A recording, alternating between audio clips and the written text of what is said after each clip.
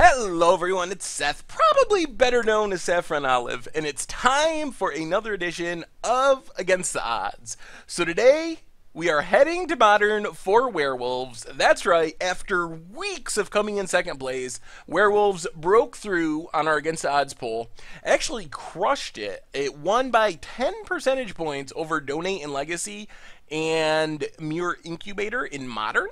So this is one of the biggest victories we've had in a long time on the Against the Odds poll. So I'm excited to check out Werewolves. It should be pretty flavorful, pretty interesting. We'll talk more about the deck in a quick second.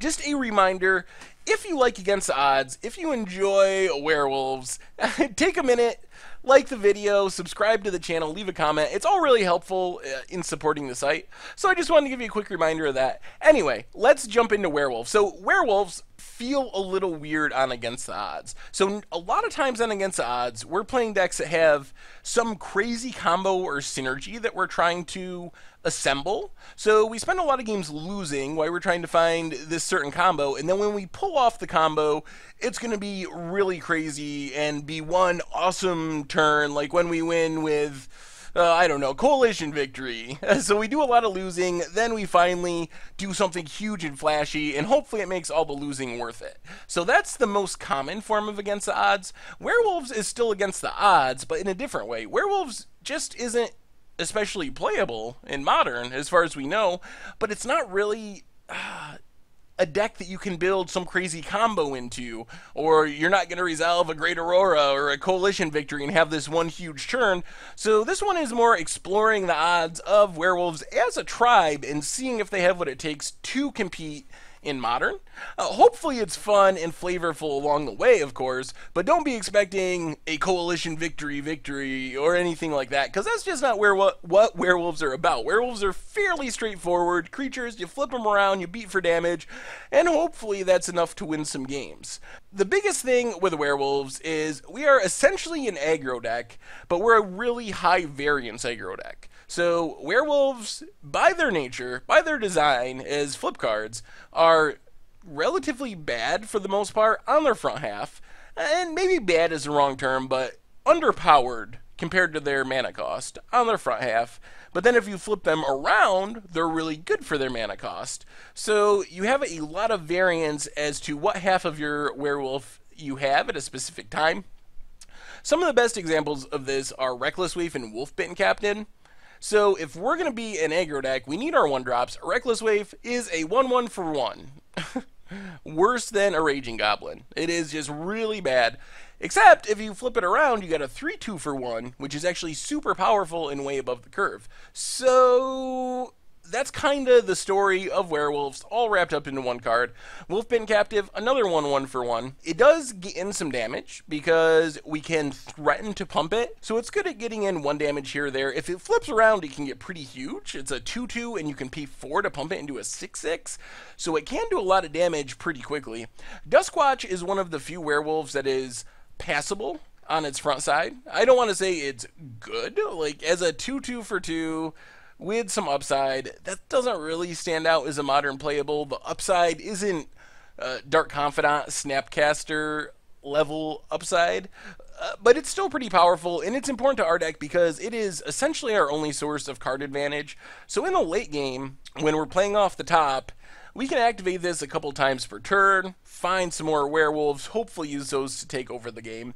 And then Croon Outlaw, just a beater. It's only a 1-of because as a 3/2, even with First Strike, it's pretty bad on its front side. And I try to evaluate the werewolves based mostly on their front side, knowing that if we do get them to flip around, we get, you know, a bunch of upside, and we're probably going to win those games, but they got to be at least somewhat playable on their front side. If it flips, it becomes a 3/3 double strike, which is pretty good, and it gives our team menace, which is the main reason we played it. But this package of werewolves is basically our beater werewolves. These are play these on turn 1, play these on turn 2, Croon Outlaw on turn 3. and use them to beat down, and they take advantage of some of the synergies we have throughout the rest of the deck. Then we have some removal werewolves. Huntmaster is the one werewolf that is just a legitimately good card when it enters the battlefield. Some other ones are like okay, but Huntmaster is the one that is just truly good. For 4 mana, 2 bodies, 2 life, and the upside of maybe flipping just makes it a really good card. Daybreak Ranger is super high variance, but mostly based on the matchup. If we're in a matchup where the tap it to do 2 damage to a creature with flying on the front side can take down Delver of Secrets, Lingering Souls tokens, fairies, whatever, Vendilion clicks, the card is really good. Like 1 activation or 2 activations is going to make it worth its cost. You don't have to shoot down that many Delvers for free to be good. And then the backside allows us to fight, which is kind of hit or miss. In some matchups, it's awesome. It's going to shoot down Thalias and Leonin Arbiters and a lot of stuff. In other matchups, it's not going to really match up well with Tasigur or Tarmogoyf, unless we also have some Lords. Because the fighting ability deals damage equal to its power, so if we can pump it up, we can deal more damage and keep our Daybreak Ranger alive. So these are kind of the payoff cards. So we play our 1-drops, our 2-drops, we kind of flood the board with the werewolves, then we jam some Lords to pump them up and hopefully win the game. So Mir Vavabruck is a really awkward Lord in our deck. Its front side is a human Lord, so it pumps our unflipped werewolves. Sometimes that gets awkward if we draw the Mayor late and we've already flipped some werewolves. Mayor isn't pumping our whole team, so it just adds this weird like complexity to things, because Immerwolf, right next to it, that's going to pump all of our creatures, whether they're flipped, whether they're unflipped, it doesn't matter, because they're werewolves on either side. But the werewolves are only human on their front side, so Mayor sometimes is good, sometimes isn't. Thing is, Flip Mare is absolutely insane. As a 2-mana 1/1 on the front side that pumps our humans, it's fine. But when you flip it around and it's a 2-mana 3/3 that makes what is essentially a 3/3 token every turn, it's a 2/2, but it pumps the token because it's a wolf. It is just really bonkers, and probably second to only Huntmaster in the ability to just sit out and take over the game. Immerwolf is pretty sweet.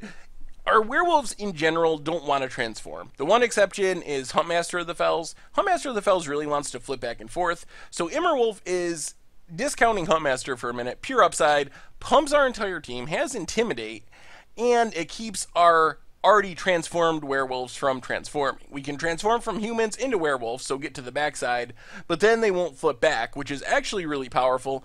And then Instigator Gang, a little overcosted.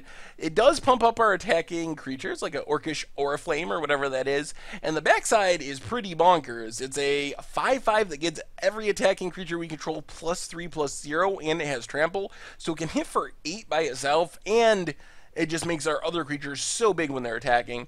But the front side is so bad. 4 mana that just dies to Lightning Bolt right away is pretty risky. That's why we only have one of them. Then, on a page all by itself, Gaia Reach Bandit.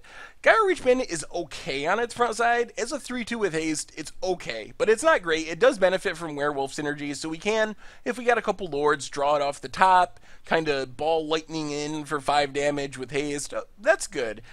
If it's flipped around, not only is it a 4/3, but it makes it so our werewolves transform when they enter the battlefield, which is what we want to be doing. Then to close things out, we got a bit of removal. Bolt can go to the face, can kill something, and Moonlit Hunt, the werewolf removal spell, which was actually really impressive in this deck. I was really surprised at how good this was. It was pretty much instant speed, kill any creature we needed to kill, which makes it a pretty good card. So I was super impressed with Moonlit Hunt, and we have more in the sideboard as well, so not bad. Mana base wise, our important lands, Raging Ravine helps us after a board wipe or something, gives us additional threat with low converted mana cost, or low opportunity cost. Although coming into play tap can be annoying in this deck, we really want untapped mana on turn 1, so if we have like a 3 Raging Ravine draw, it's kind of bad. Kessig Wolf Run helps us pump up our threats and get in some damage, and Cavern of Souls makes our werewolves uncounterable, pretty relevant in a modern format where blue decks are kind of a thing again, so we don't just get remanded into oblivion. And then some fetch lands, a shock land, some forests, and some mountains. So you're probably thinking, well, why are you playing so many basics? Well, our sideboard plan, we have our Blood Moon. So we're not playing main deck Blood Moon, but we do have the option of bringing them in. So we want to be able to fetch out our basic forests so we can kind of break the symmetry of Blood Moon. Our mana costs are not bad. Everything is single mana. So Blood Moon makes everything mountain. So if we have 1 or 2 forests on the battlefield, we can operate perfectly fine under a Blood Moon, while it's going to really dampen our opponent's game plan. Choke, basically Blood Moon against Merfolk or other decks that are playing a lot of islands. And then Shatterstorm and Destructive Revelry, basically Affinity Hate. And then Grafdigger's Cage, Pithing Needle, mostly to help against Nahiri, but Grafdigger's Cage is good against Dredge, even other random graveyard decks. And then Moonmist and Moonlit Haunt. So Moonmist, I thought about putting in the main deck. I really considered it, but I ended up deciding that to play Moonmist, you need a lot of werewolves. The more werewolves, the better, really, because you want to be able to transform them with Moonmist. But we would have to cut actual threats and actual werewolves to play Moonmist.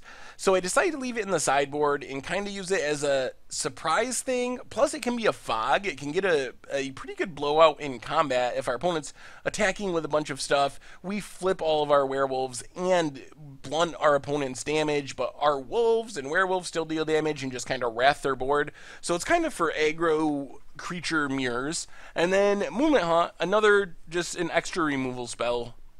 Anyway, that is what we are working with werewolves in Modern. As far as how good this deck is, I really don't know. It feels like a real deck, but the variance really bothers me. I wouldn't expect any 5-0s or anything like that, so I'm going to say that we win, let's say 40% of the time. So 4 out of every 10 games seems maybe optimistic. I don't know, but I think it can win some games. I think it'll partly come down to the matchups, of course. Like every week, beating Infect will be challenging. Beating Burn can be challenging. So it'll depend partly on what we play, but we have a reasonable power level, and if we can flip our werewolves, I think we can win a lot of games pretty quick. Anyway, that's Werewolves. Thank you very much for watching. I hope you enjoy this week's Against the Odds, and I will talk to you soon.